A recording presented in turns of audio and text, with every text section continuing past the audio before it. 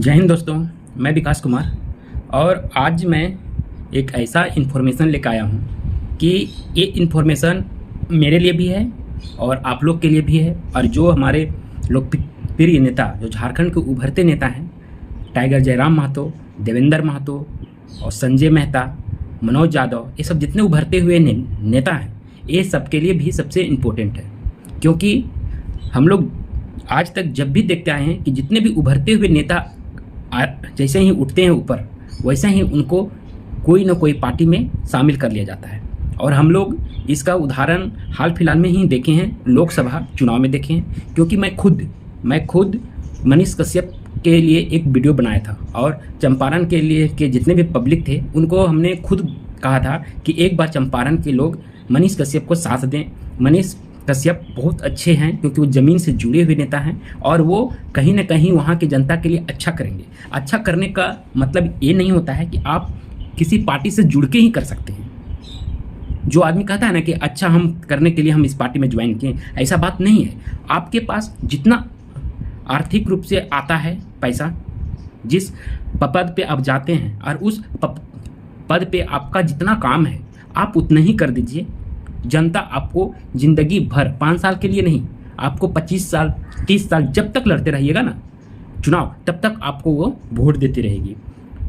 लेकिन यहाँ क्या होता है, बड़े बड़े पार्टी लोग यही करते हैं कि जो नेता उभरते हुए नज़र आते हैं उनको किसी भी प्रकार से छल कपट या जो भी दंड भेद अपनाना पड़े, जैसे भी, और उनको अपना करके वो अपने दल में शामिल करने के लिए कुछ भी हद तक करने के लिए तैयार हो जाते हैं। और रही बात कि जैसे मिडिल फैमिली के लीडर जितने उभरते हैं, जैसे जयराम महतो है, मनीष कश्यप भी था मिडिल फैमिली से ही, तो वो ये चीज़ को बर्दाश्त नहीं कर पाया कि हमको ऑफर आ रहा है उतना बड़ा राजनीतिक पार्टी से, तो हम इसको ठुकरा कैसे दें, और वो अंत में जाकर के ज्वाइन कर लिया। ये चीज़ आप लोग को भी पता है, बहुत सारा मतलब आंदोलन ये वो हर जगह, वो भी आंदोलन में काफ़ी सक्रिय रहा, काफ़ी। और छोटे छोटे मुद्दा जो होता है ना, जेन्युइन मुद्दा और ज़मीन से जुड़े हुए मुद्दा, जो आम पब्लिक का है मुद्दा, वो चीज़ को दिखाते दिखाते उनको आम पब्लिक इतना प्यार देने लगे, इतना प्यार सपोर्ट मिला कि वो कहाँ से कहाँ तक पहुँच गए,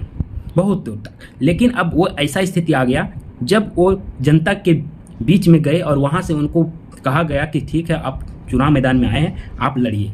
लड़ने के लिए आप वो तैयार भी हुए। उसके बाद चुनाव प्रचार भी स्टार्ट हुआ।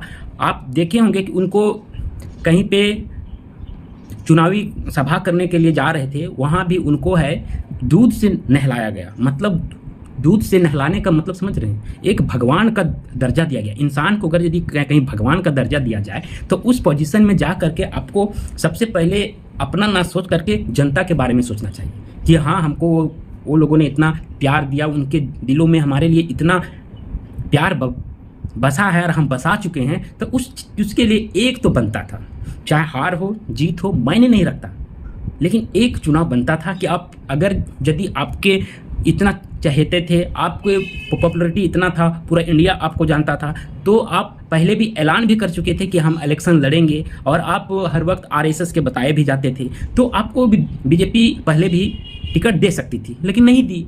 लेकिन नहीं दी तो इसका मतलब ये नहीं कि आपको यदि वो उधर से ऑफर मिल जाए तो चले जाइए, ऐसा भी नहीं है। एक चुनाव लड़ना चाहिए, जैसे कि पवन सिंह ने लड़ा, पवन सिंह ने लड़ा, हार गया, कोई दिक्कत नहीं, लेकिन सेकेंडवा पोजीशन में रहा तो वो भी दिखा दिया कि मेरा भी अंदर दम है।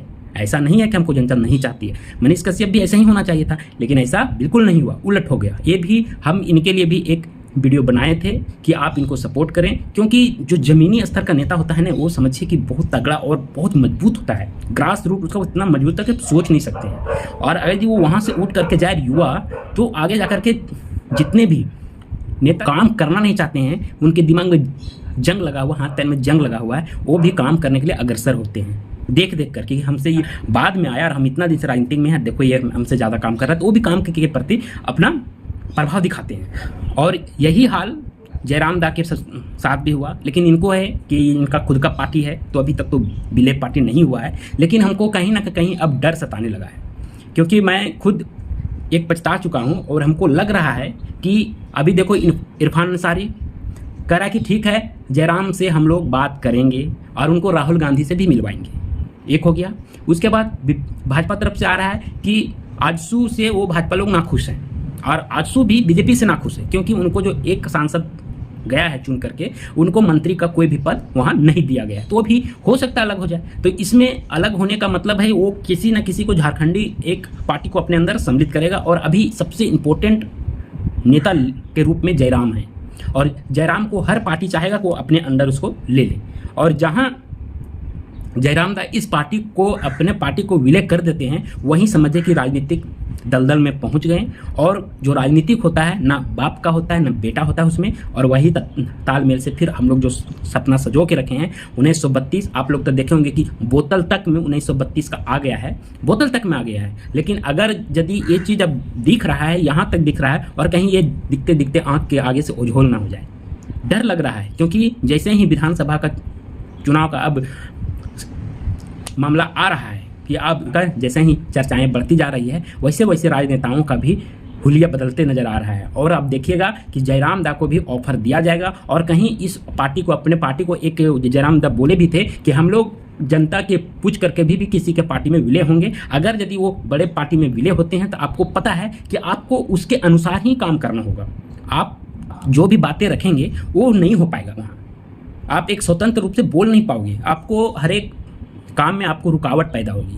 और जो काम आप 1 साल में कर सकते हो सकता है 5 साल में भी ना हो, ऐसा है। और ऐसा होगा तो समझिए कि झारखंड के लिए फिर से दुर्भाग्य की घड़ी आने वाली है, क्योंकि सभी लोग उसी पे, जयराम के पार्टी पे निगाहें टिकटिका के रखी है। और अगर यदि इसमें हम यही बोल देते हैं सभी कार्यकर्ता मजबूती से रहें, और ख़ास करके कार्यकर्ता मजबूती रहने से कुछ नहीं होगा, उनके जो मेन लीडर है वो मजबूती से अपने पार्टी को संजोए रखें, और नहीं तो ये मामला गड़बड़ होगा, और गड़बड़ होने के कारण वोट इधर उधर हो जाएगा। और जो हम लोग सोचे हैं कि एक बदलाव होना चाहिए झारखंड में, और स्टूडेंटों का पार्टी हो, और स्टूडेंट उसमें बेरोजगारों का पार्टी हो, और बेरोजगार एक बार घुसने के बाद रोजगार सृजन का वहाँ काम करे, वो सही सलामत हर क्षेत्र में, जो क्षेत्र में जिसके लिए जो काम पेंडिंग पड़ा है वो काम जाके उसको तेज़ी लाएं। और ऐसा नहीं हुआ तो आप समझ लीजिए कि मामला कहाँ तक फंसने वाली है। इसलिए मैं बता रहा हूँ, क्योंकि मैंने सोशल मीडिया पे बहुत सारा देख रहा हूँ पोस्ट, पेपर में कटिंग में आ रहा है, ये वो फलना ढकाना बहुत आ रहा है, आप लोग भी देख रहे होंगे। तो आप लोग भी सचेत हो जाइए कि ये घटना घटने वाली है। और हमने मनीष कश्यप पर भी वीडियो बनाया था, क्योंकि झारखंड का